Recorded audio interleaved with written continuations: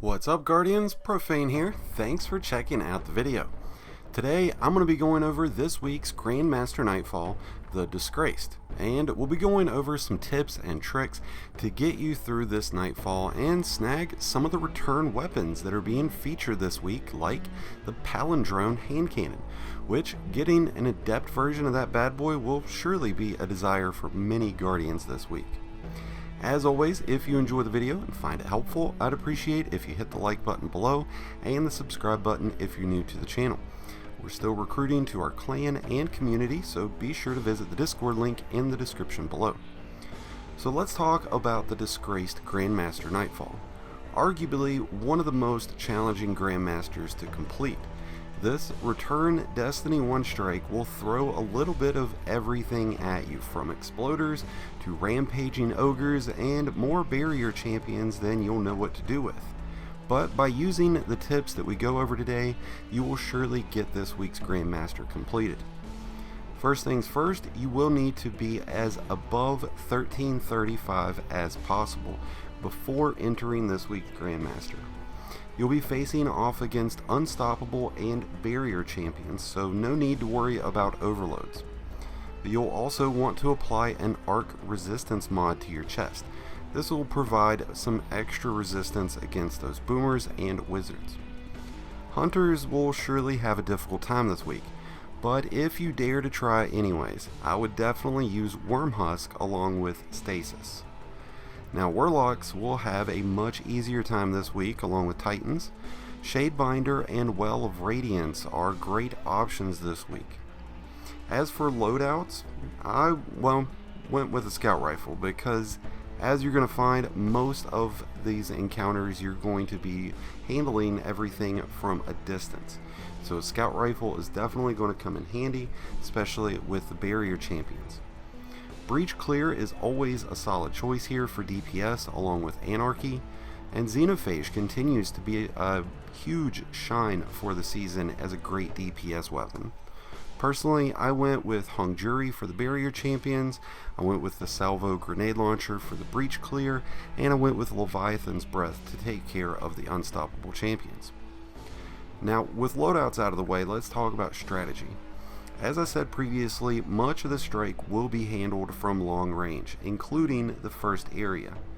You're going to want to stay back towards the steps when you initially come into this area. This is going to allow you to avoid the barrage of flanking by the Fallen on all sides. Lots of arc shields to contend to here, along with barrier servitors. But despite the desires for you to run around the area, be sure to resist and remain in the first room just as you go down those steps. That's really just the safest place for you to be throughout this first phase, because otherwise you're going to find yourself swarmed with ads, and since there's quite a few servitors in here, they're going to tether to the rest of the ads, providing them with immunity, and you definitely don't want to get stuck out there in that. So remain back towards the steps in this first area and you'll be surely on your way to completing this one. Now, this will also be the case in the next area. So once you've gone up the steps, you're going to want to remain back towards the center consoles where all the computer stuff is in this room, being able to look out towards the open doors into the bay. This is where arc resistance will definitely start to come in handy. You're going to be facing a bunch of boomers and wizards. They're going to rain down on you endlessly with arc. Now, a mixture of arc and solar shields will keep you busy as well. And don't forget about those strikers. But if you can stay towards the back using that center pillar as cover, you can bounce back and forth, scope down the open doorway, watch out for any ads that are going to rush through here. There are going to be exploders in this area as well, but if you can remain towards the back, you should be able to stay out of harm's way. You definitely don't want to go out of that doorway until everything up to the Shriekers has been annihilated. You don't want to go out there before those Shriekers have been taken down.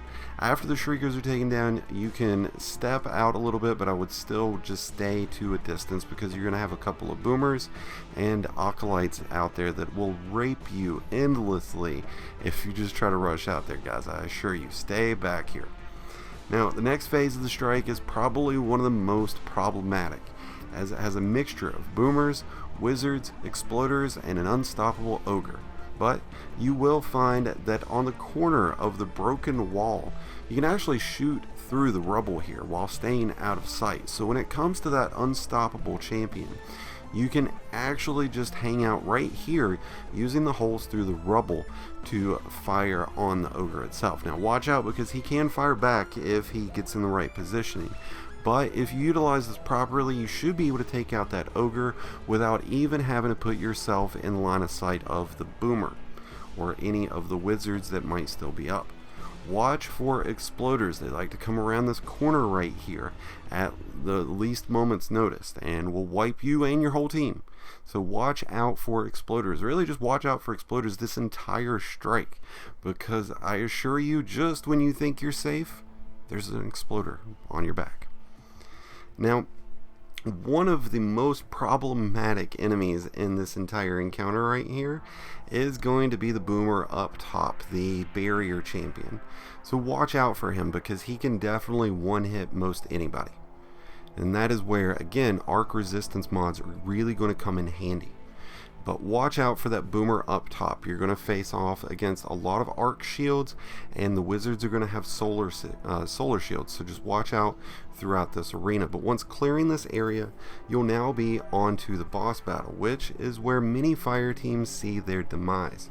With low ceilings, arc blasts whiffing by, and exploders chasing you down, this boss battle can give any guardian a high sense of anxiety. But there are a few tricks to this encounter that will surely help you out. Now, when the phase begins, you will want to remain in the top right corner where you first enter the room. Use this height difference to your advantage and stay towards the back. This way, the boss and any adds that are down towards the bottom are not going to be able to get you in line of sight. Now, once you've damaged the boss enough, she's going to disappear and the first wave of adds will begin. This is when you're going to want to rotate to the bottom left area of the map. Now watch out for the door up against the wall, as a few adds, including arc shielded knights, will spawn.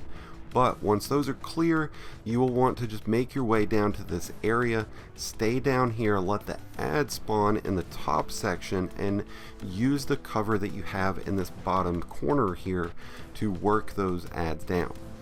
Now, using the large crates and rubble as cover, you should be able to clear the wave of adds without a whole lot of issues, and doing so all by this bottom area. But once you have cleared out those adds, this is when the next damage phase is going to occur for the boss, and the boss is going to appear in the top center area on top of that broken bridge looking thing. I don't even know what it's really called, the scaffolding, but when this occurs, what you want to do is come back up to the top area, and you're actually going to want to be across from that scaffolding, across from the boss. There's two crates up here on this top section, and you're able to hide out here, work on the boss, and hanging out here, it allows you to evade any of those exploder adds that always come up on you when you're damaging this boss. So do not, under any circumstance, try to set up base right in front of the boss thinking you're going to be able to take them down and drop it. The arc damage is just too intense. Even with a Well of Radiance popped, the boss will melt you.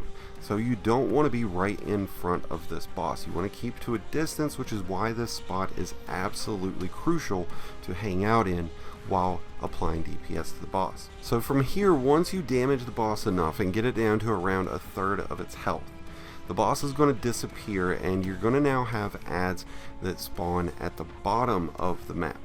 Now you're going to want to rotate across, stay up top, but go to that area that you were first at when you first started damaging the boss and started this boss encounter. From here, you're going to want to clear those wave of adds, and you're using the height difference to your advantage here, and by getting the ads cleared out, the boss will spawn back up. There will be some more ads that spawn in while you're damaging the boss, so watch out for those continuing exploders trying to get up in your way.